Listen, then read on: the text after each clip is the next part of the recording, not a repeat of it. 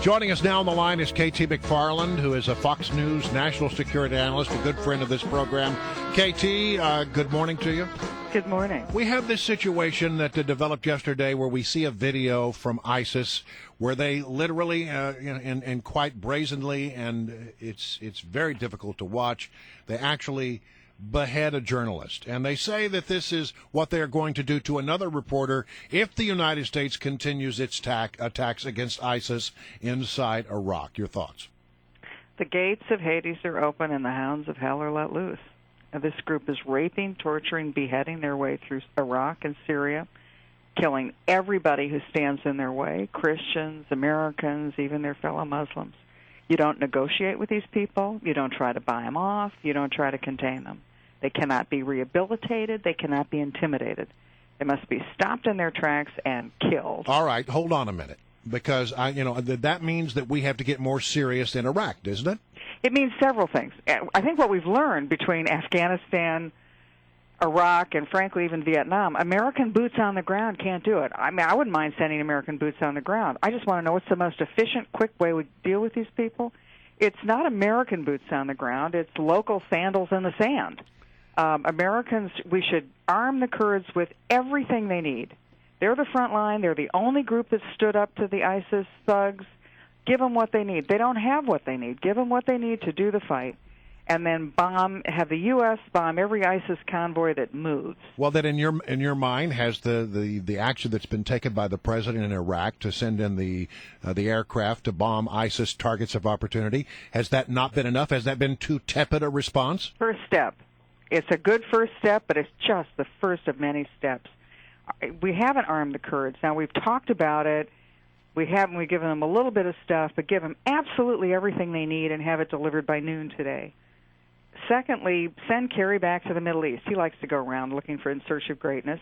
Send him back to the Middle East, checkbook and arms catalog in hand, to form a new coalition of anti-jihadists. The moderate Sunni states are looking at what's happened in the last month, and they're saying, ugh, we're next. It's going to be our heads on a stake next. So get the Saudis and tell every other ally in the region they've got to stop their own rich people from supporting ISIS and radical Islam, and then form a coalition of the moderate Sunni states. That's Egypt, Saudi Arabia, Bahrain, Kuwait, United Arab Emirates, Jordan, the Kurds, and even Israel into an anti-jihadist coalition. I think, third, get serious about protecting Americans. Get Americans out of the region. We have so many American civilians in Iraq, in Afghanistan. They are all ripe for the picking. Get them out, and then get very serious about protecting the American homeland. And secure the border. Stop treating everybody in America like they're potential ISIS terrorists and focus on people with terrorist behavior. The Belgian intelligence estimates that there's 7,000 European passport holders who are fighting in Iraq and Syria. Wow. They could go home. There's several hundred that are fighting in America. I mean, American passport holders fighting there. They're not going to come home and open a falafel shop. They're going to come home and kill. So make sure we know who they are and where they are. And then finally, atmospherics here are important. Get off the golf course, Mr. President. Get back in the White House Situation Room and issue a statement that's severe. We're not going to negotiate with them.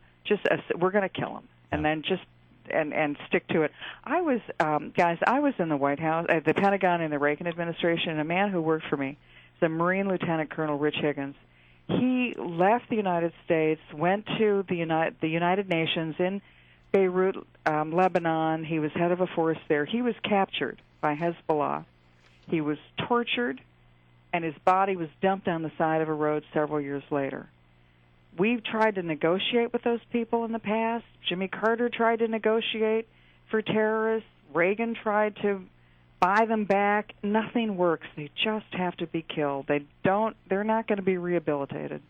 KT McFarland, you mentioned a strong statement is needed from the president. He is scheduled to give a statement today, and the last statement famously that he made about ISIS, well, not the last one, but the most famous one, unfortunately, was in January. He was talking to the New Yorker in a magazine interview. He was asked about ISIS. This was in light of the debacle of his Syrian policy when that fell apart. And he referred to ISIS at that time as a JV team. He said just because a JV team puts on a Lakers uniform, it doesn't make them Kobe Bryant. Do you, I mean, based on his behavior and based on the way he talks about the Islamic terror threat that we have, does he really understand and grasp the danger involved with these groups? Certainly hasn't so far. He keeps every response is always no boots on the ground. Okay, but that doesn't mean you stick your head in the sand. Understand that this threat does not go away by the president announcing it goes away. It doesn't go away by making some, innocuous statement, and it sure doesn't go away by ignoring it. Yeah. The last 2 years of this presidency are going to be filled with incidents, more and more and more incidents, if these guys are not stopped. And KT, let's turn to the other major Islamic threat to democracy, and that would be Hamas and Israel, our ally in the Middle East, the only real democracy there in the Middle East. The truce has broken down, and rockets are fired again. Are we in a position, the United States, in any position to be able to help broker a peace, or should we even give that up and just stand by our ally at this point? Give it up. I mean, Hamas is going for broke.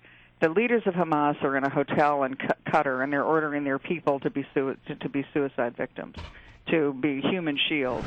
Hamas knows that its days are finished. Why? Not just because of the tunnels between Gaza and Israel have been destroyed. It's the tunnels that have gone between Egypt right. and Gaza. That means Hamas doesn't get resupplied. That's how they used to get resupplied, through those tunnels. The Egyptian government, President Sisi, closed them down because he realized that the return trip was al-Qaeda and Muslim Brotherhood terrorists coming into Egypt. All of this has changed in the last 2 months. The Sunni moderates in the Middle East realize that the game is different, and if the United States takes advantage of that, that is the opening. The opening is to craft an anti-jihadist coalition in the Middle East to stop those people in their tracks in the Middle East. And all of a sudden, countries which might have looked the other way, they're now in the game. One of the things in the last 2 weeks that's been stunning is that normally the moderate Sunni Arab states condemn Israel every time there's a Gaza, Hamas, Israel battle. This time they haven't, because they realize that Hamas, Muslim Brotherhood, and that witch's brew of terrorists presents a bigger threat to them than anything. We'll have to leave it right there. KT McFarland, always a pleasure.